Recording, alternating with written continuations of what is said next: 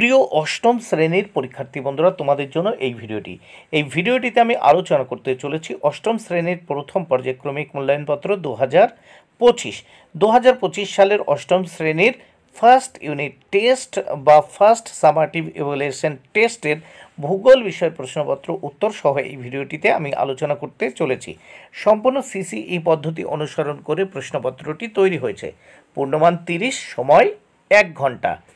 নতুন পদ্ধতি অর্থাৎ হলিস্টিক পদ্ধতি অনুসারে প্রশ্নপত্র তৈরি হয়েছে, তাই অবশ্যই উত্তর সহ দেখে নিতে হবে। প্রথম 1 দাগে ঠিক উত্তরটি নির্বাচন করে লেখো। 6 মার্ক, 6টি প্রশ্নের উত্তর করতে হবে 6 মার্ক। প্রত্যেকটি প্রশ্নের জন্য 1 মার্ক করে বরাদ্দ। 1-1 মহাসাগরীয় পাত যে নামে পরিচিত তা হলো উত্তর সীমা। 2 নম্বর প্রশ্ন, এর মধ্যে যে স্তরটি নিফে স্তর নামে পরিচিত তা হলো কেন্দ্রমণ্ডল। 3 নম্বর প্রশ্ন, এর মধ্যে যে দেশটি বজ্রপাতের দেশ নামে পরিচিত উত্তর ভুটান। নেক্সট আমরা দেখে নেব 4 নম্বর প্রশ্ন, ভারতের মূল ভূখণ্ডের দক্ষিণতম বিন্দু হলো উত্তর কন্যাকুমারিকা। 5 নম্বর প্রশ্ন, কোন তরঙ্গ সব তরঙ্গের মধ্য দিয়ে যেতে পারে না? এস তরঙ্গ। 6 নম্বর প্রশ্ন, এর মধ্যে কোন আগ্নেয়গিরিটি ভারতে অবস্থিত? উত্তর ব্যারেন। 2 দাগের প্রশ্ন দেখে নেওয়া যাক। শূন্যস্থান পূরণ করো। 2টো শূন্যস্থান করতে হবে, এর জন্য 2 মার্ক। প্রত্যেকটি শূন্যস্থানের জন্য 1 মার্ক করে বরাদ্দ। 2-1 পাকিস্তানের সর্বোচ্চ শৃঙ্গের নাম? উত্তর তিরিচমির। 2-2 সার্কের সদর দপ্তর অবস্থিত কাঠমান্ডুতে। 3 দাগে দেখে নেব 3 দাগের প্রশ্নগুলো। শুদ্ধ বা অশুদ্ধ লেখো। 2টো প্রশ্নের উত্তর করতে হবে, 2 মার্ক। প্রত্যেকটি প্রশ্নের জন্য 1 মার্ক করে বরাদ্দ।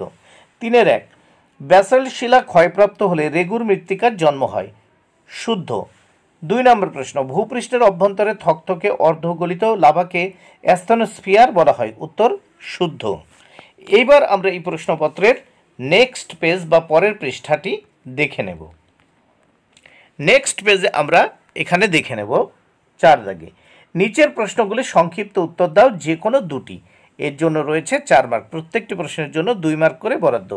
4-1 ক্যারেজ প্রথা কাকে বলে? এটি কোন দেশের জনপ্রিয়তা লাভ করেছে?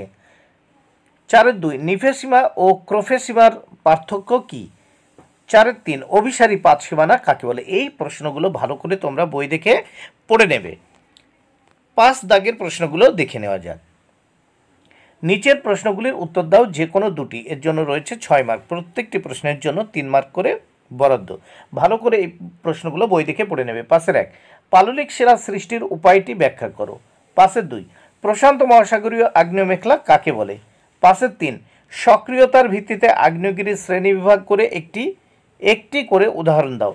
6 দাগে নিচের প্রশ্নগুলির উত্তর দাও, যে কোনো 2টি। এর জন্য রয়েছে 10 মার্ক। প্রত্যেকটি প্রশ্নের জন্য 5 মার্ক করে বরাদ্দ।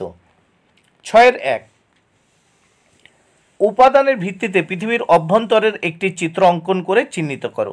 6-2 2টি পাতের সংঘর্ষে ভঙ্গিল পর্বতের সৃষ্টি হয় কিভাবে, তার চিত্রসহ ব্যাখ্যা করো। 6-3 চিত্রসহ শিলাচক্রের সংক্ষিপ্ত বিবরণ দাও। তাহলে এই প্রশ্নপত্রটি এখানে সমাধান হয়ে গেল। অবশ্যই প্রশ্নগুলো তোমাদের দেখে নিতেই হবে।